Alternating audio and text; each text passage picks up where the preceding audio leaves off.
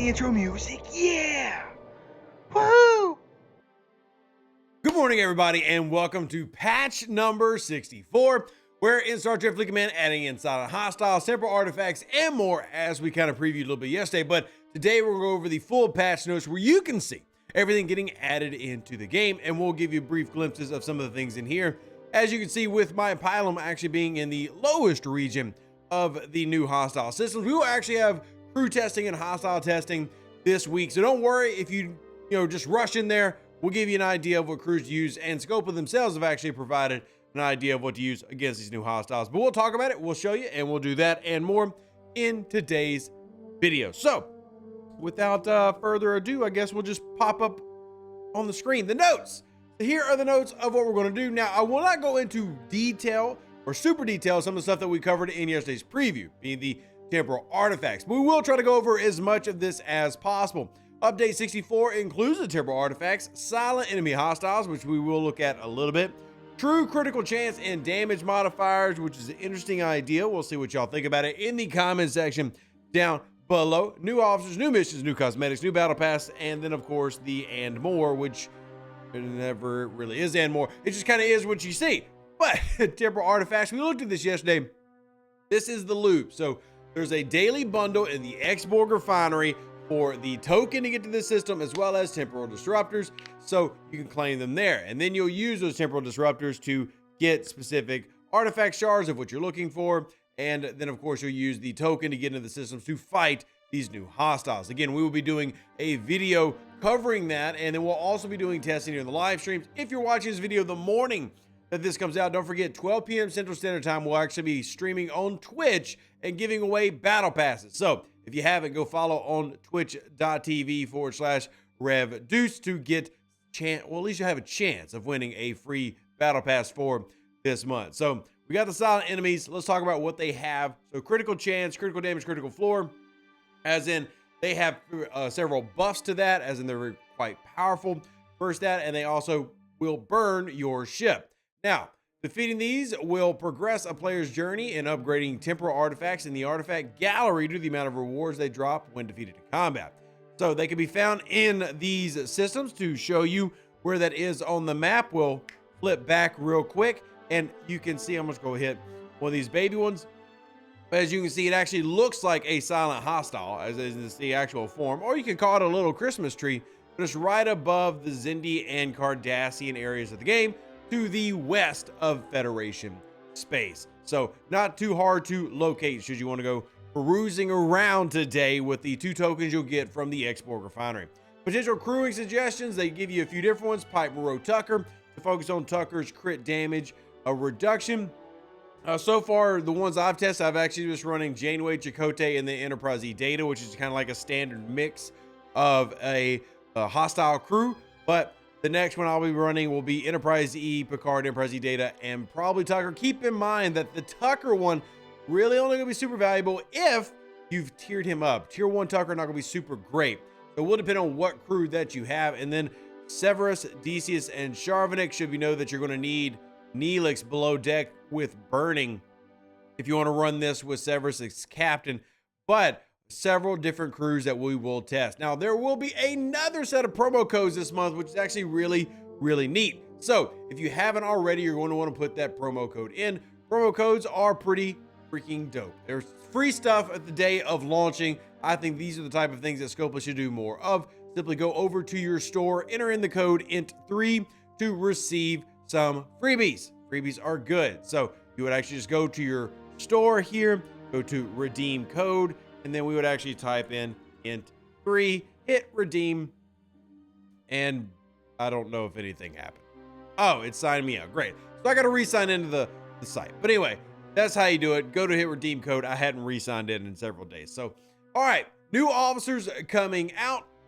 There are 2. Epic Phlox, and this one's a bit confusing. For all you lore fans, I'm just going to go ahead and tell you, this is not the best month for lore-friendly officers. This is just not. But that doesn't mean that there isn't value here. Phlox reduces players' opponent's critical chance, which can be a valuable counter in PvP, and improves Borg grinding efficiency. How does he do that? Well, below deck's ability is called specimen cataloging. increases technological distinctness by a percentage when destroying hostiles, 20, maxing out at 100%. So he is now the only officer that actually will improve the amount of technological distinctness you get from grinding. Now, I'll be honest, I don't really notice it being that difficult at the tier that I'm at. At lower tiers, it was a problem, and some higher tiers, it can be a problem. But why Phlox, of all people, is doing this, I don't know.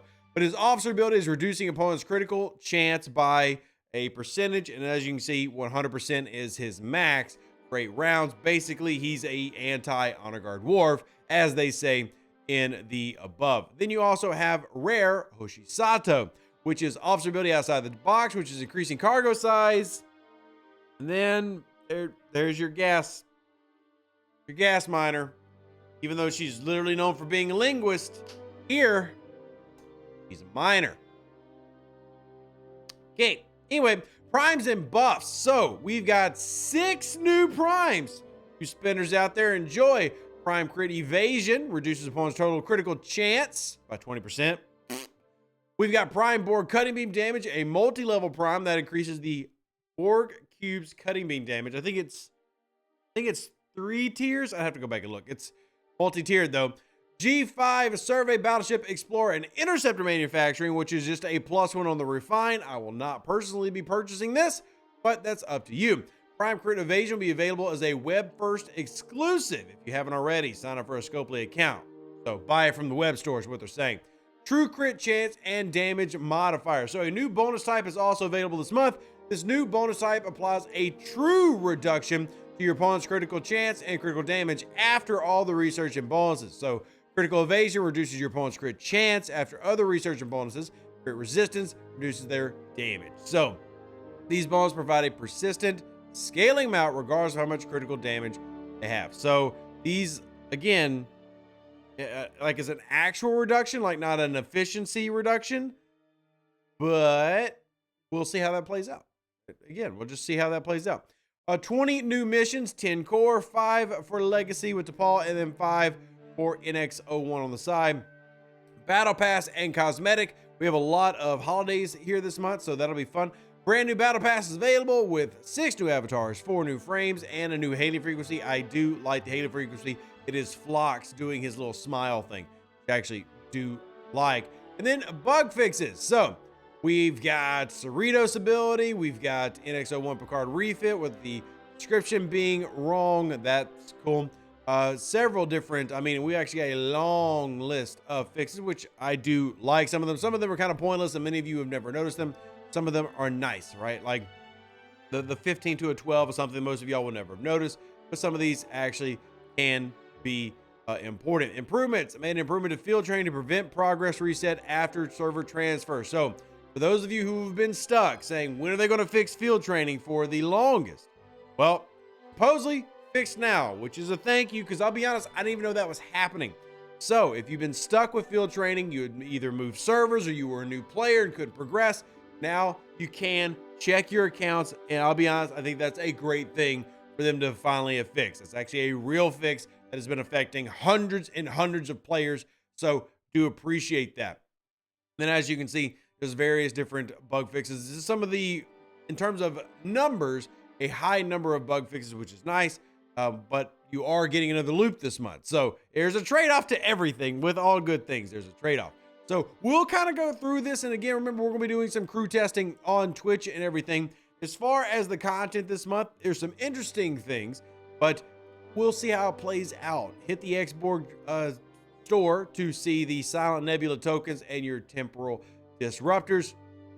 You will, of course, see the Zinni Bounty Exchange getting Xborg emblems back in. So that's one thing. But we'll again keep an eye on some of this and see how it plays out. I'm not downing some of the new stuff. I'm just curious how much we actually end up using it, mostly because we have so many things been added the past couple months. It's tough to keep up with everything as it is now. But I would also say that there are a couple of artifacts that we've discussed already being super valuable.